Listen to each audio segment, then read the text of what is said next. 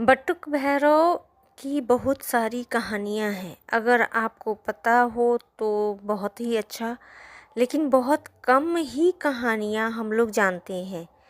जब मैंने बटुक भैरव पर थोड़ा सा रिसर्च किया तो मुझे कुछ कहानियाँ मिली हैं जो मैं आज शेयर कर रही हूँ।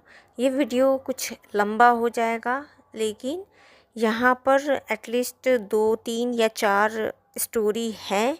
तो अगर आपको सुनने का इच्छा हो तो पूरा स्टोरी ज़रूर सुने बटुक भैरव के बारे में।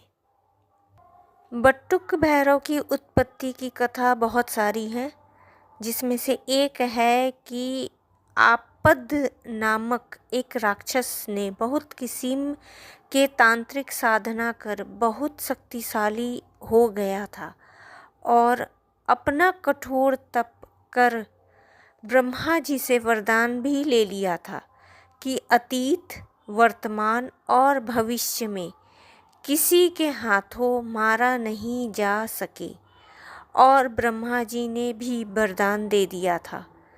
फिर उस